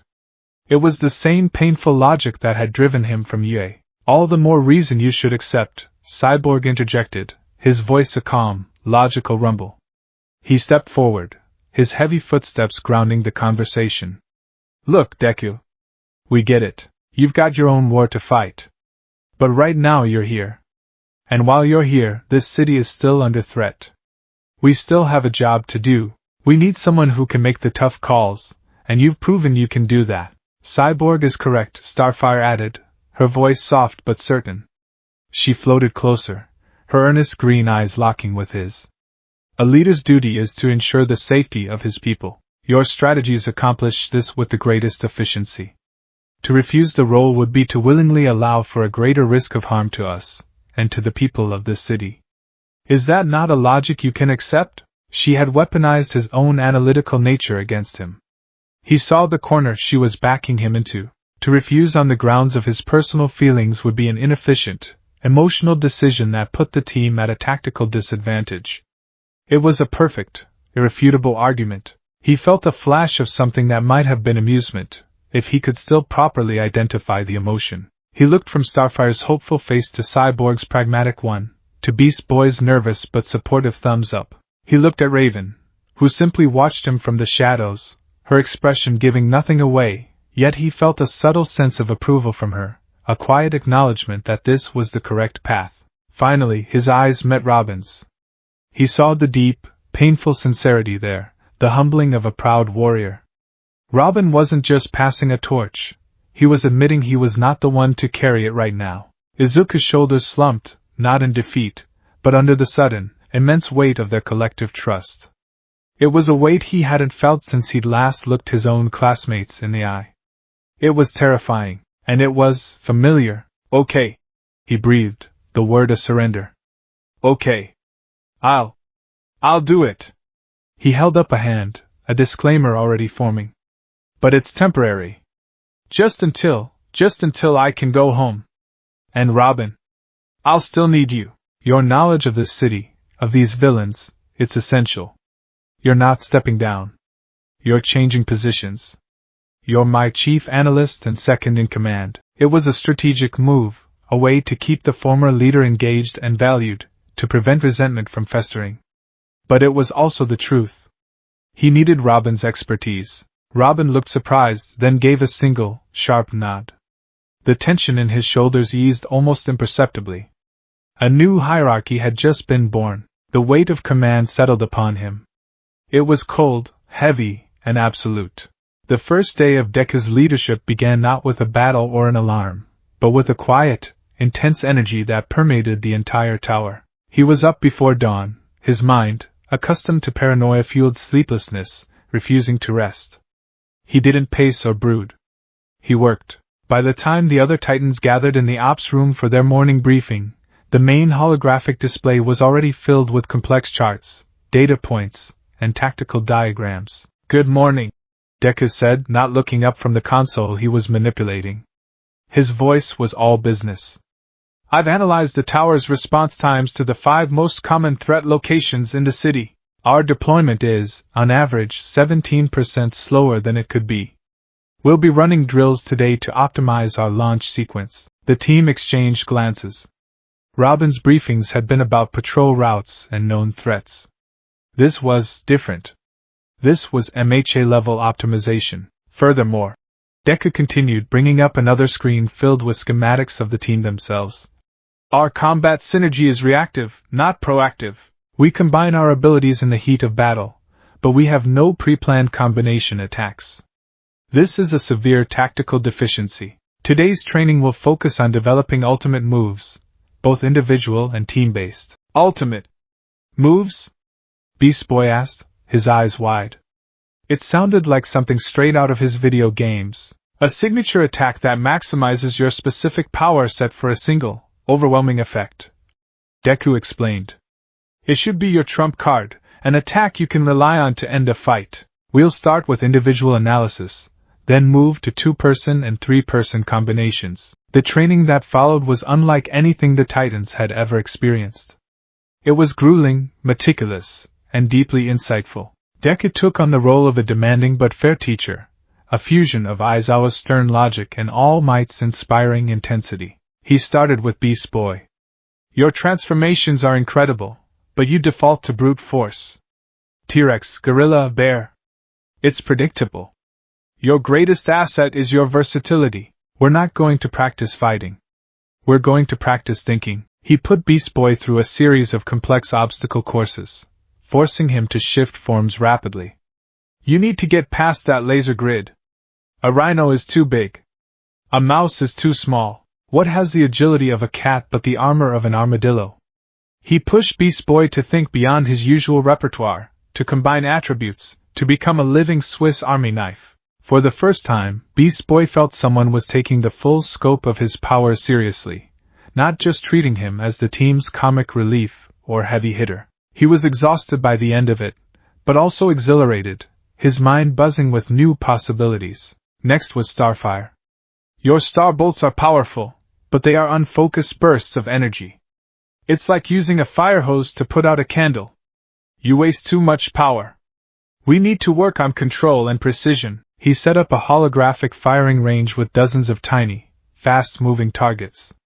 He instructed her to forget the powerful blasts and focus on creating small, concentrated beams of energy, like laser scalpels. It was frustrating work. Her instincts screamed to unleash her power, but Deku's calm, persistent coaching kept her focused. Control the energy, Starfire. Don't just release it. Command it. Feel the heat, the light. Bend it to your will.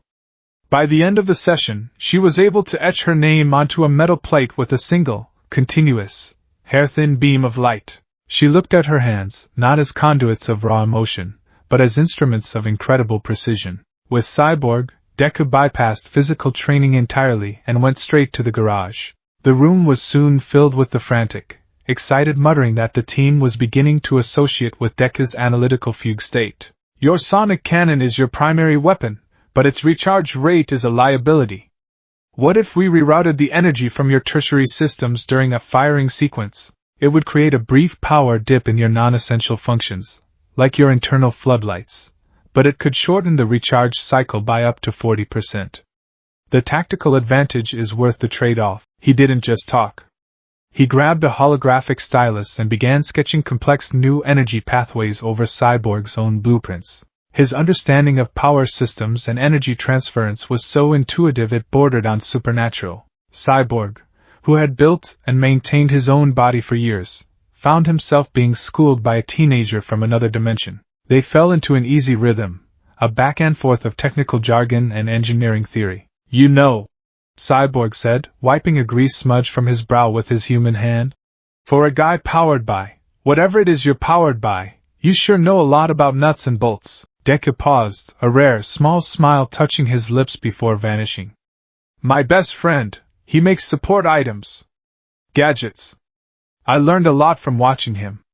And my mentor, he was quirkless. He taught me that technology and strategy can make anyone a hero. It was the most he had shared about his past with anyone. Cyborg felt the weight of that small confession. They weren't just two mechanics talking shop. They were two people who understood what it was like to have a body that was both a gift and a cage, a fusion of flesh and something more. A bond was forming, forged in oil and blueprints. The most complex dynamic, however, was with Robin. As promised, Deku treated him not as a subordinate, but as a partner. Robin became the red team in their simulations, actively working to find flaws in Deku's strategies. Your plan to use Beast Boy as a scout is solid, Robin would state, pointing at a map of an abandoned chemical factory. But you haven't accounted for airborne toxins. His animal forms are still susceptible. He needs a portable filtration unit. I accounted for it, Deku would reply, tapping a button to reveal a hidden data layer. Starfire will superheat the air at the entry point, neutralizing 98% of the most volatile compounds. The remaining 2% are within Beast Boy's enhanced animal tolerances. A filtration unit would slow him down. The risk is acceptable. The exchanges were sharp, professional, and devoid of the emotional baggage that had plagued them before. Robin, freed from the pressure of ultimate command, found he could focus on what he did best: analysis, paranoia, and preparation. He was a phenomenal detective and strategist, and Deku utilized those skills to their fullest. He tasked Robin with creating detailed psychological profiles of their enemies, predicting their behavior, and planning for every conceivable contingency. The tension between them didn't vanish, but it transformed. It was no longer the friction of two alphas competing for dominance. It was the whetstone and steel friction of two sharp minds honing each other to a razor's edge. Robin found himself feeling a growing respect for the strange, sad boy who now led them. He saw the immense burden Deku carried, the sleepless nights spent poring over data, the way he would flinch at loud noises, the haunted look in his eyes when he thought no one was watching. He was a soldier who had seen too much war, and Robin, the boy soldier, recognized a kindred spirit. But with this new respect came a new concern. He saw the way Deku pushed himself, the way he absorbed every blow in training simulations, the way he treated his own body as nothing more than a resource to be expended. During one particularly intense training session, Deku was demonstrating how to counter a grappling attack.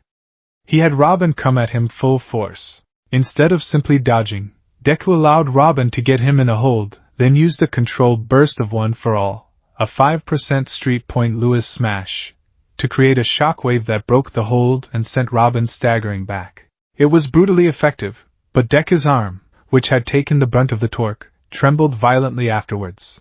Robin saw it. "You're hurt," he stated, pulling off a glove to massage his own wrist. "It's nothing," Deku said, his voice tight as he tried to hide the tremor.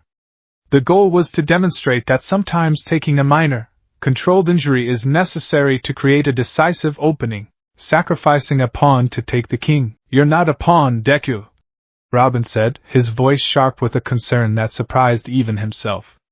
"You're the king in this analogy.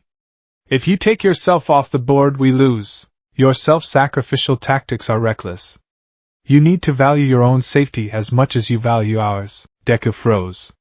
The words were almost identical to what Aizawa, what All Might, what Bakugo had screamed at him time and time again. The echo of his past was so strong it made him physically recoil. "My safety is not the primary objective," Deku replied, his voice colder than Robin had ever heard it. "Neutralizing the threat is the objective. Protecting civilians is the objective. Ensuring the team can continue to fight is the objective. I am an expendable asset in service of those goals." He turned and walked away, the green energy of One for All flaring around him for a brief, violent moment, a manifestation of his inner turmoil. The conversation was over. Robin was left staring after him, a cold knot of dread forming in his stomach. He was beginning to understand that Deku's greatest strength, his absolute, unwavering commitment to heroism, was also his most terrifying, self-destructive flaw. And as the team's new leader, that flaw now endangered them all in a way he was only beginning to comprehend. The weight of command was not just on Deku's shoulders. A piece of it had now settled on his own, the weight of keeping their new leader from destroying himself. The ticking time bomb wasn't an enemy attack. It was the boy in charge. The quiet of Titan's tower was a deceptive thing. It was a manufactured calm, the silence of a well-oiled machine at rest. But for Raven, silence was never truly silent. It was a canvas upon which the emotional states of her teammates were painted in vivid, often jarring, colors. Beast Boy's mind was a loud, chaotic splash of neon green and hyperactive yellow, a constant chatter of jokes and cravings for tofu waffles. Cyborg was a steady, rhythmic pulse of blue and silver, the logic of his machine half intertwined with the warm, steadfast loyalty of his human heart. Starfire was a blazing, joyful nova of orange and pink, a sun of pure, unfiltered emotion that was sometimes blinding in its intensity. Robin was a tightly controlled vortex of deep reds and sharp, analytical blacks, a storm of obsession and duty held in check by sheer force of will. And then there was Deku. Deku's mind was not a color. It was a weather system. It was a constant, roiling tempest of emerald green lightning, shot through with the deep, somber gray of immense guilt and the stark, terrifying black of profound fear. It was a hurricane of power and pain, and at its eye, there was a stillness so desolate it was more frightening than the storm itself. Raven felt it most acutely during her meditations. She would retreat to the roof, her usual sanctuary, to find her own center, to reinforce the walls that kept her own demonic heritage at bay. But ever since Deku's arrival, his presence permeated the very air of the tower. His emotional turmoil was a constant, low-frequency hum that vibrated at the edge of her senses, a form of psychic tinnitus that made true peace impossible. She found him on the roof one evening, long after the others had retired to their rooms. The city lights of Jump City glittered below them like a fallen constellation, but Deku wasn't looking at the view. He was standing at the edge of the roof, his back to her, his posture rigid. He was in his simple gray tunic and pants, yet he seemed to be wearing the full weight of his hero costume. The air around him crackled with a low-level, barely visible aura of green energy, a sign that he was anything but at rest. Raven approached him in silence, her soft slippers making no sound on the rooftop surface. She didn't need to speak to know he was in distress. The storm in his mind was particularly violent tonight. "You do not sleep," she stated, her voice a flat monotone that cut through the night air. Deku flinched, startled by her presence. He turned, and in the dim light she could see the dark circles under his eyes, the deep-set weariness that seemed to have been carved into his very bones. "Neither do you," he replied, his voice rough. "My sleeplessness is a choice. A discipline," she said, her gaze unwavering. "Yours is a symptom. The noise is loud tonight." He looked away, his jaw tightening. "I'm fine." It was the most obvious lie he had ever told. The vestiges within him were restless. She could feel their agitation like a chorus of discordant whispers just beneath the surface of his thoughts. They were worried. Scared. It was a new development. "No," Raven countered, her voice softening almost imperceptibly. "You are not. The power you carry, it is not a silent passenger. It has a voice. Many voices. I can feel them.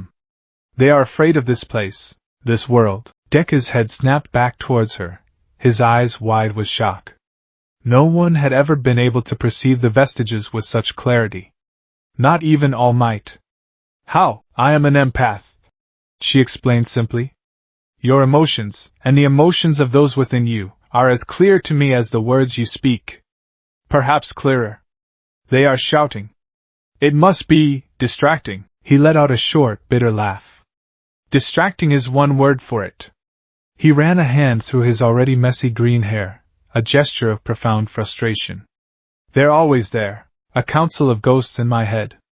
Most of the time, they're quiet. A source of strength, of guidance.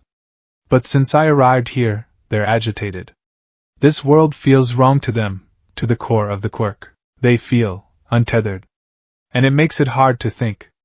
Hard to focus." Raven considered his words, her analytical mind connecting them to her own experiences. Her own power was a constant struggle for control. A battle against the dark, destructive force that resided within her. His was a battle to contain a chorus of heroes. Two sides of the same coin. "I may be able to help," she offered, the words coming out before she had fully considered their implications. Helping others with their inner demons was a dangerous proposition for her. It required an intimacy, a vulnerability, that she rarely allowed. But the sheer magnitude of his pain, his crushing loneliness, resonated with a deep, familiar chord within her own soul. "I can help you quiet the noise. If you will let me." Deku stared at her, his expression a mixture of suspicion and desperate hope. He had spent his entire life analyzing powers, but Raven's was something wholly other. It was not science. It was soul, and his soul was a battlefield. The idea of letting someone else walk upon that ground was terrifying.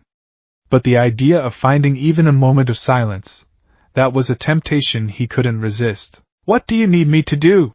he asked, his voice barely a whisper. "Sit," she instructed, gesturing to the flat surface of the roof. "And trust me." He hesitated for a moment, then complied, sitting cross-legged on the cold concrete.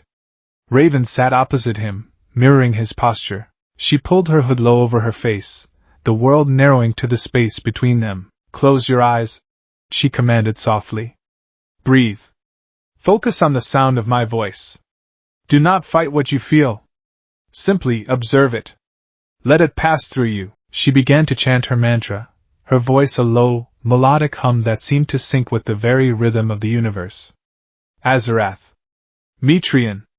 Zinthos. Black, ethereal energy began to bleed from her, pooling on the ground around them.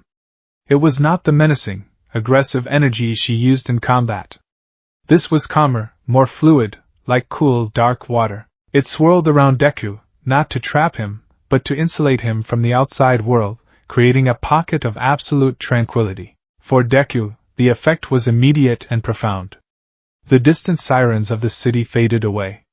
The hum of the tower's ventilation system ceased. The constant, gnawing itch of danger sense softened to a gentle pulse. For the first time since arriving in this dimension, the world outside his own head went quiet. "Now!" Raven's voice echoed in the stillness, seemingly coming from everywhere at once. "Look inward. Do not see the storm. See the eye. The place where the voices begin.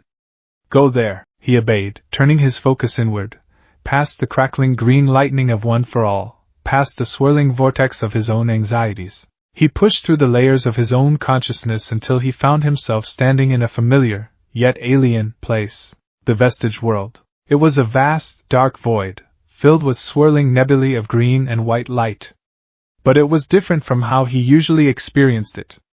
It was clearer, more stable. Raven's presence was a calming anchor, a point of shadow and stillness that held the chaotic realm in focus. And the vestiges were there.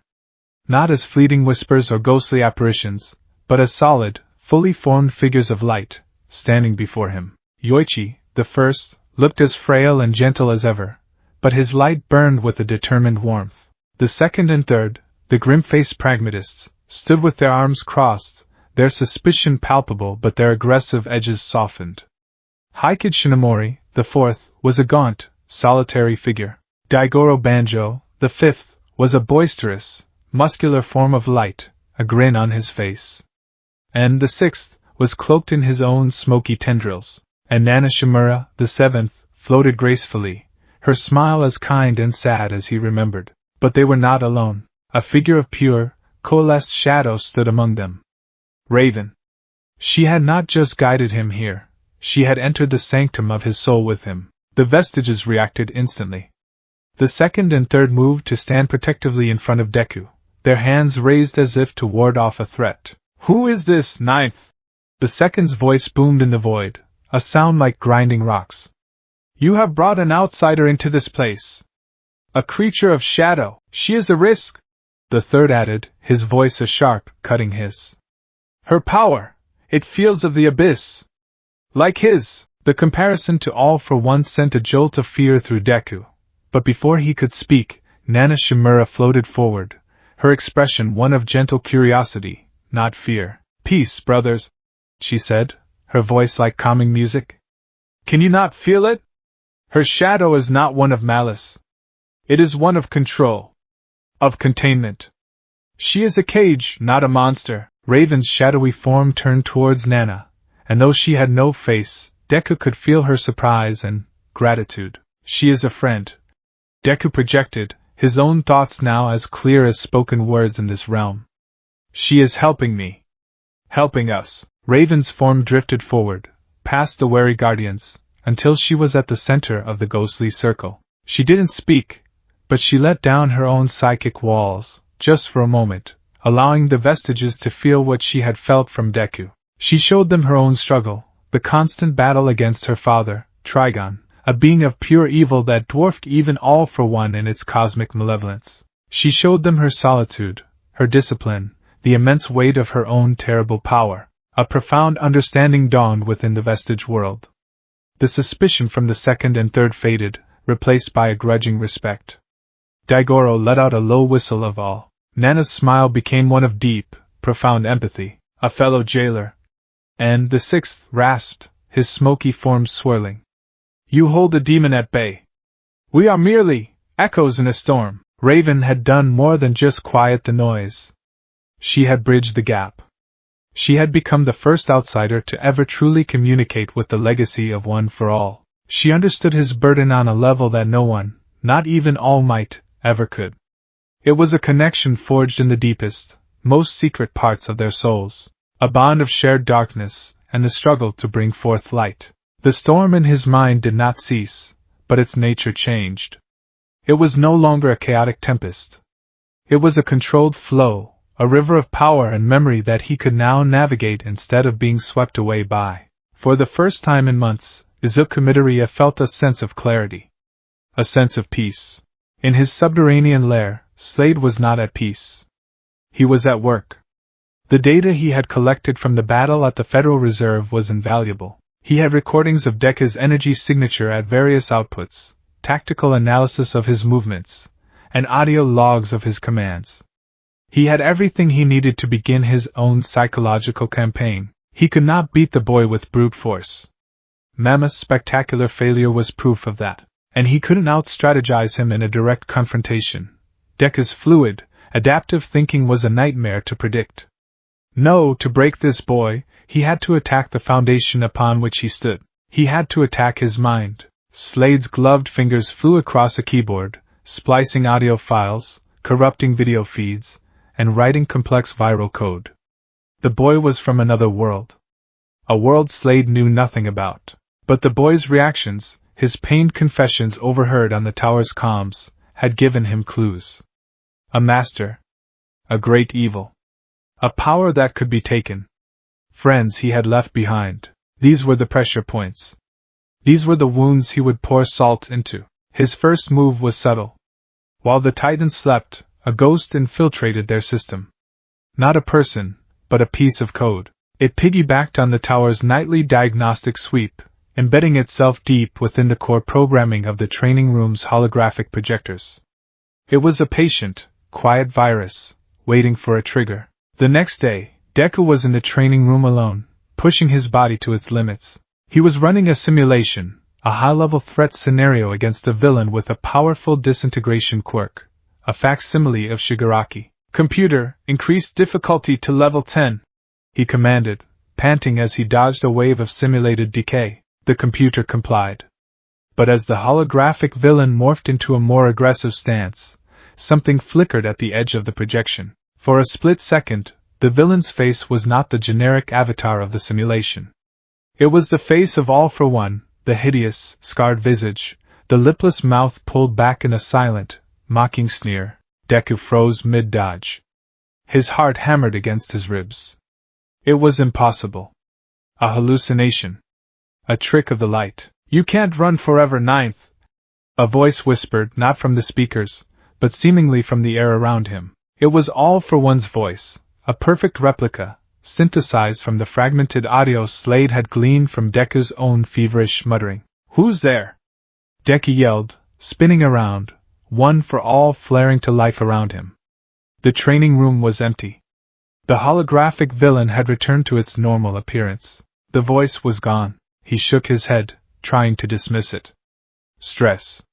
Exhaustion. His mind was playing tricks on him. He tried to restart the simulation, but his hands were trembling. Later that day, it happened again. He was in the ops room, reviewing patrol camera footage with Robin. As they scanned through the feeds, one of the screens momentarily glitched. For less than a second, the image of a bustling Jump City street was replaced by a different scene, the ruined grounds of UA High School, smoke billowing from the shattered dormitories. Deku shot to his feet. "Rewind that! Go back to what?" Robin asked, looking at him with concern. "It was just a network glitch." "Happens all the time." Deku frantically replayed the footage. There was nothing. Just a seamless feed of downtown Jump City. But he knew what he had seen. The image was burned into his mind. Was it a vision? A warning? Was AFO somehow reaching across dimensions? The paranoia he had been holding at bay began to creep back in, its cold tendrils wrapping around his heart. Slade's campaign escalated. The whispers became more frequent, more personal. When Deku was alone in his room, trying to meditate as Raven had taught him, he would hear the faint, distorted sound of Ochiko's voice, crying out his name. He would see a flicker of Ida's armored leg in a reflective surface. He would hear Bakugo's signature explosive crackle from an empty hallway. Each incident was brief, deniable, and perfectly crafted to seem like a product of his own fractured psyche. He couldn't prove any of it was real. He couldn't tell the others. They would think he was losing his mind. He was the leader. He had to be strong, stable, infallible. So he buried it. He pushed the fear and confusion down, plastering over it with a stoic, emotionless mask. But Raven saw. She couldn't see the images or hear the voices, but she could feel the effects.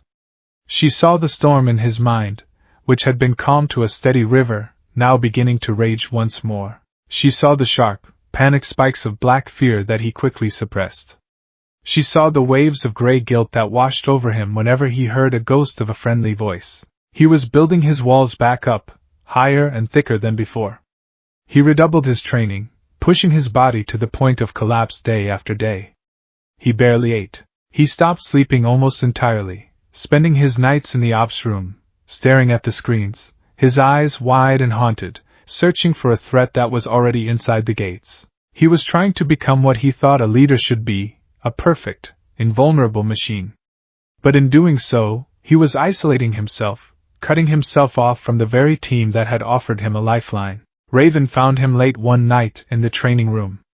The simulation was off. He was just standing in the center of the dark room, his fists clenched, his whole body trembling with a suppressed energy that had nowhere to go. "This is not strength," she said, her voice echoing in the large, empty space. He didn't turn. "I don't know what you're talking about. You are trying to carry the weight of 2 worlds on your shoulders," she continued, stepping out of the shadows. "You believe that to be a leader, you must be invincible. You are wrong. A leader who cannot show weakness cannot be trusted.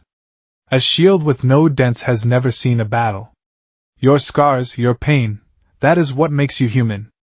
That is what connects you to us. You don't understand." He bit back, his voice strained. "If I show weakness, if I falter for even a second, he wins. He will find a crack, and he will tear everything down. I have to be strong enough. Alone. You are not alone." Raven's voice rose with an uncharacteristic passion, the walls of the training room vibrating slightly with her power. "You have a team. You have me. But you are pushing us away. You are retreating back into the storm, and I cannot follow you if you lock the door." She took a deep breath, reining in her emotions. "I know you are afraid," she said, her voice softening again. "But whatever you are seeing, whatever you are hearing, you do not have to face it by yourself." He finally turned to face her, and the look in his eyes was one of utter desperation. He was a drowning man who had forgotten how to swim, convinced that reaching for a life raft would only sink it as well. He opened his mouth to speak, to confess, to finally let the poison out. But before he could, a new voice cut through the air, cold, synthesized, and dripping with condescending amusement. It came from every speaker in the room at once. "How touching," Slade's voice said. "A little heart-to-heart. But the girl is right, you know." Deku and Raven froze, their heads snapping towards the darkened observation booth. "You are not alone," Slade continued, as his figure materialized behind the reinforced glass, the 2 sides of his mask seeming to form a mocking smile. "You have your new friends. And you have me." The subtle whispers were over. The psychological warfare had just escalated to a full-blown declaration. Slade had been inside their home, inside their heads, all along. And Deku, in his desperate attempt to be a strong, solitary leader, had fallen perfectly into his trap. The ghost of Jump City was now haunted by a new, far more immediate phantom.